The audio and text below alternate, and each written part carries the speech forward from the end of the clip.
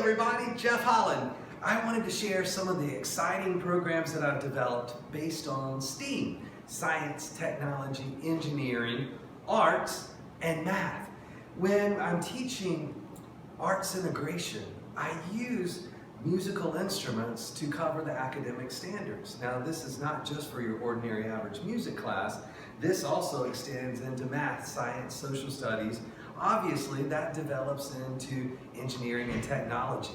And so I'd love to share instruments that I've found from different resources in cultures around the world. And so when somebody asks what I play, I tell them anything that you can shake, rattle, scrape, hit, strike, bang, rub, roll. You can make just about anything into a percussion instrument, but these are some of the things that I've found in resources that possibly developed that cultural music and then in turn became part of our modern music. But it all started with the sounds that you can find around you. We call it our found sound treasure hunt. So I want to start with some shakers. These are Brazil nuts. They're just very tiny seed pods that are dried out and connected together. When you start to rattle them and shake them, it almost sounds like a flock of birds. From the other side of the world, Ghana has these very thin paper shell nuts. And so they produce a very different sound. These seed pods came from Mali, and they can be louder, and because they're larger, they have a lower pitch.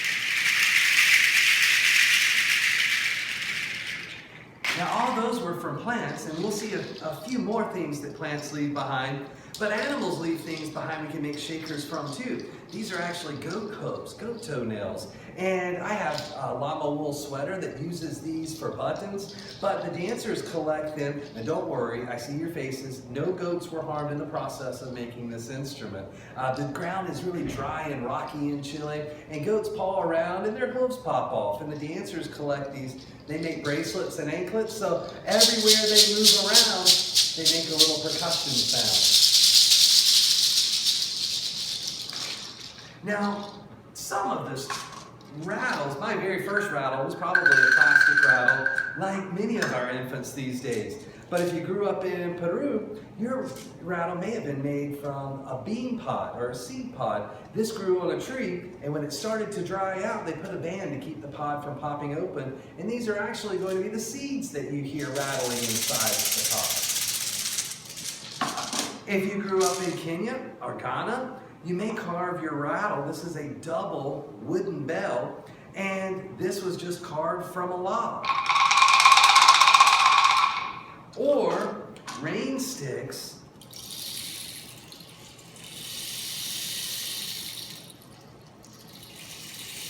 started their life out as a cactus or a eucalyptus that had needles and thorns, stickers sticking out of each one of these little holes. They hammered them inside with a rock and then covered the holes with glue. So I think it's really cool that someone living in a desert created this instrument to remind them of a sound they probably didn't hear very often.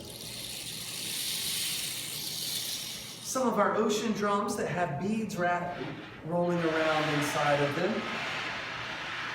can be made very easy out of a couple of paper plates and a good handful of costume jewelry or rice or bird seed. You put it down inside one plate, and then I like to glue a little water bottle top in the middle, put another plate upside down. Maybe we'll do a later video and show you how I can make ocean drums.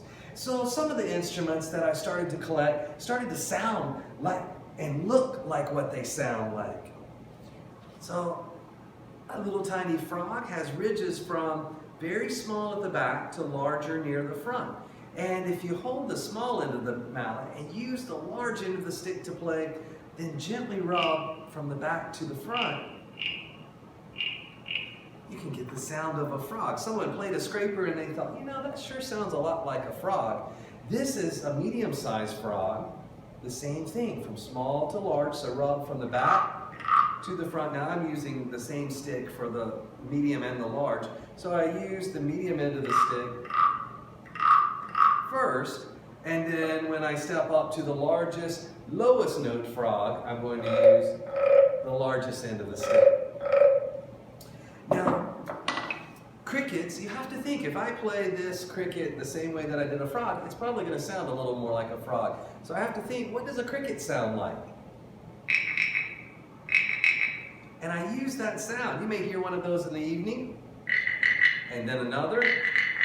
And I'm going to use this samba whistle, which actually has holes on the side. But one day I ran out of air and I thought, this sounds like a whole backyard full of crickets, when I just lightly blow through the whistle.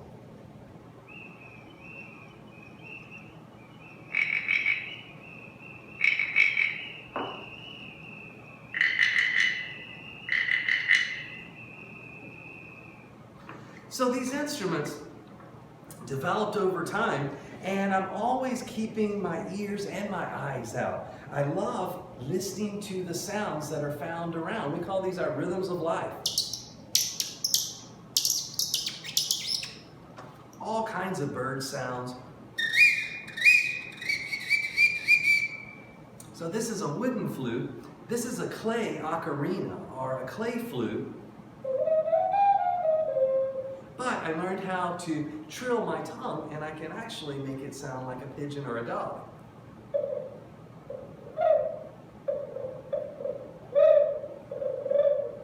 So I have to use my creativity, my imagination. I heard this sound in Costa Rica, and I thought it was a bird, but come to find out, it was a type of howler monkey.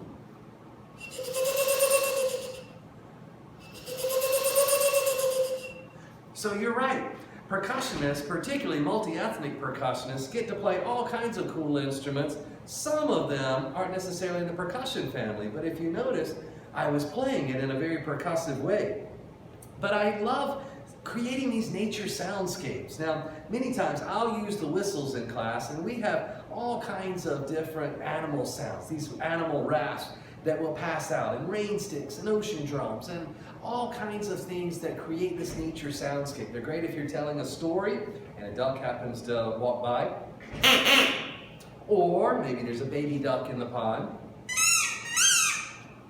Or maybe you're visiting a farm.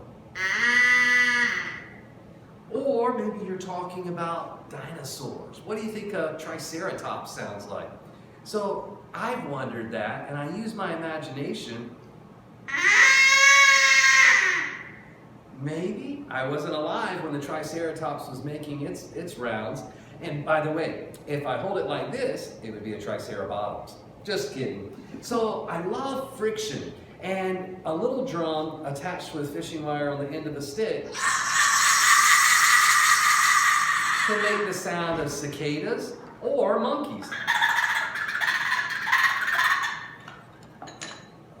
An old can that's very thin, poke a hole in the bottom, put a piece of string through with some glue, wet a cloth, and then put the cloth around, and you can get the sound of a turkey.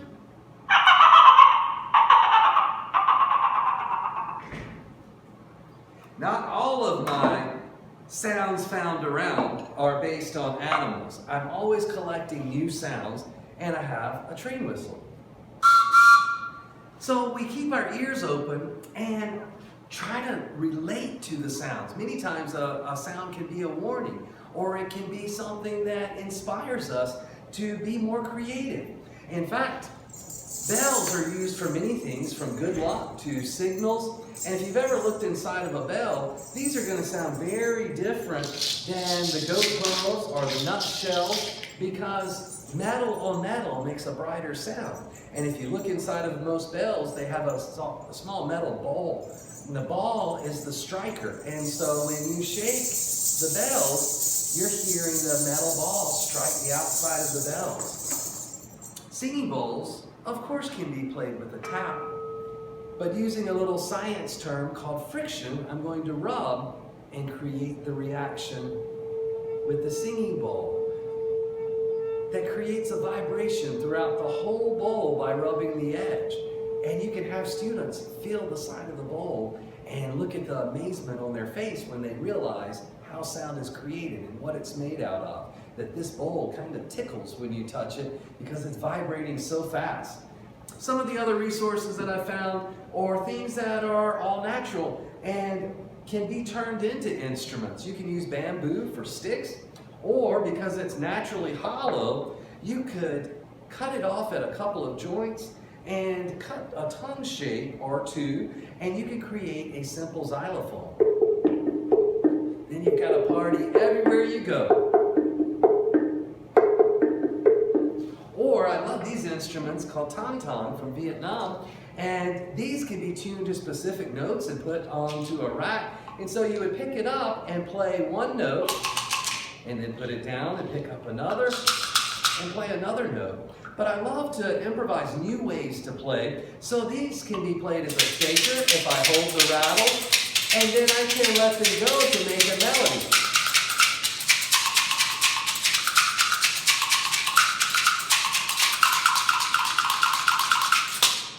So I'm always on a found sound treasure hunt. I fill different containers with rice and beans and all kinds of things that I can shake or rattle around. But sometimes I find just two ordinary sticks. When you think back to cavemen and women, they were carving sticks with rocks and making tools. They were making arrows and spears, and if you've ever looked at those tools that they were making, they're chipped or they're scraped about the same size. So that tells an engineering brain that they use the same consistency and pressure to make every mark.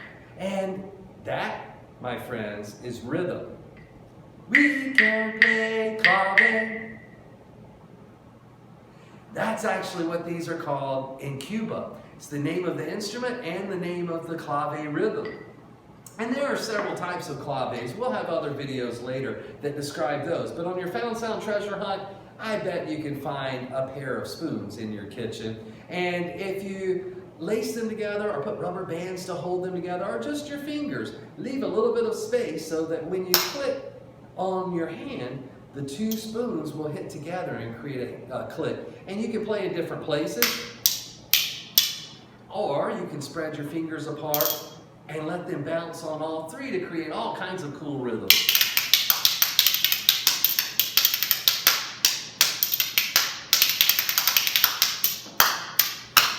So have fun, enjoy the wide world of percussion on your Found Sound Treasure Hunt.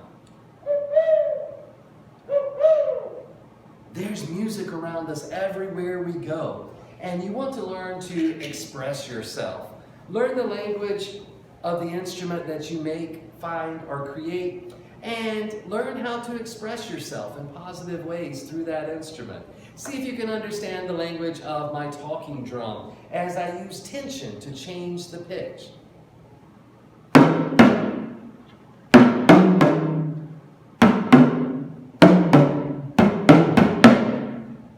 I said, hello, how are you? Are you ready to play some drums?